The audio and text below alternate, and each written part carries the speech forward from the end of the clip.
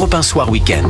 18h-19h. Guillaume Lariche. 18h36, ça fait débat avec nos deux débatteurs du soir. Raphaël Saint-Ville, journaliste et chef du service politique au Journal du Dimanche. Bonsoir Raphaël. Bonsoir Guillaume. Michel Taube, journaliste et fondateur du site Opinion Internationale. Bonsoir Michel. Europe 1 Soir Week-end, ça fait débat donc avec nos deux journalistes. Emmanuel Macron était en Nouvelle-Calédonie, puis s'apprête à partir en Allemagne de demain à mardi pour rencontrer son homologue allemand. Entre ces deux visites, le chef de l'État en a profité pour dire au journal Le Parisien qu'il était prêt à débattre avec Marine Le Pen. Un échange a priori comme celui de jeudi soir entre Gabriel Attal et Jordan Bardella. Un débat d'ici aux élections européennes du 9 juin. Il va falloir faire vite, moins de 15 jours. Qui a le plus à perdre et à gagner entre Emmanuel Macron et Marine Le Pen, messieurs ? Je pense que Emmanuel Michel Macron, Taube, en termes d'exposition politique, a beaucoup à perdre. Après, il est un peu obligé de s'engager pour essayer de sauver le soldat hier. Après, Marine Le Pen, en posant des conditions un peu quand même difficiles au chef de l'État, on a quand même l'impression qu'elle est un peu pressée d'arriver au pouvoir, quoi. Elle veut pas attendre 2027, manifestement, parce qu'évidemment, à demander la dissolution de l'Assemblée nationale ou la démission du gouvernement, c'est qu'elle voudrait bien pousser son jeune Bardella pour aller peut-être au-delà de la victoire annoncée aux élections européennes et peut-être le propulser à Matignon. Raphaël Saint-Ville, c'est impossible ça d'avoir justement l'Assemblée nationale qui soit complètement chamboulée.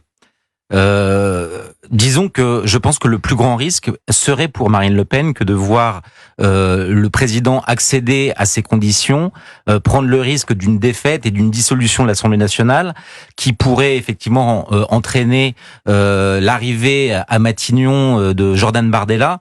Et on sait à quel point ce genre de cohabitation abîme les premiers ministres, et ça serait peut-être la plus mauvaise nouvelle pour Marine Le Pen dans l'espoir de pouvoir conquérir l'Élysée en 2027. Mais au-delà de ce débat qui, je comprends, passionne et agite les rédactions parisiennes, il y a quand même quelque chose d'assez terrible, moi je trouve, pour la démocratie, que de voir finalement le président et le Rassemblement national s'octroyer finalement presque l'intégralité du débat démocratique, privant finalement un certain d'autres candidats d'un espace de débat.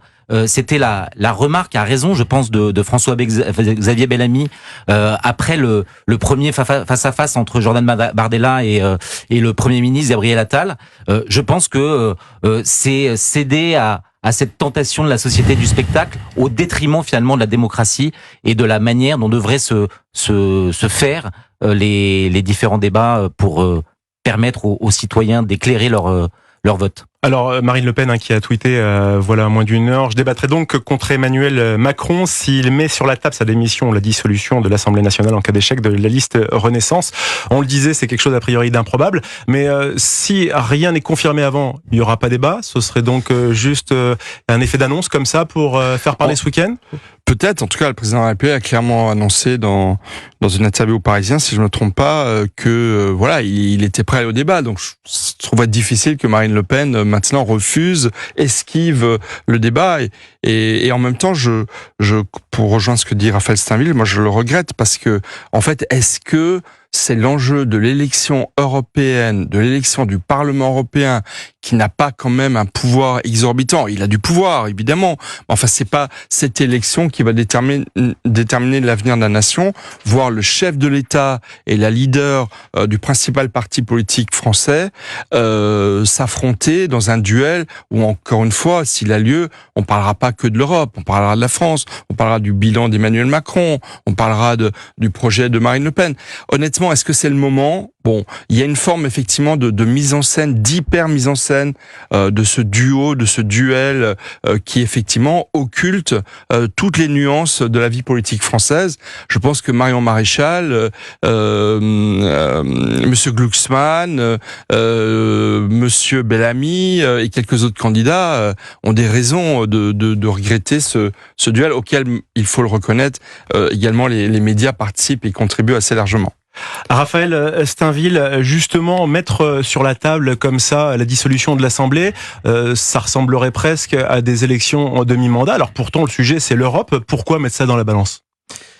Parce que de toute façon, depuis le début de ces élections et de cette campagne des européennes, qu'il s'agisse de Marine Le Pen ou de Jordan Bardella, ils ont cherché à nationaliser ce scrutin européen et donc à faire de ce rendez-vous une sorte, ça a été évoqué par Michel Taube, une sorte de midterm à l'américaine. Et donc c'est ça la raison sous-jacente qui fait que ils demandent que le président tire les leçons de cette défaite annoncée finalement de la majorité présidentielle.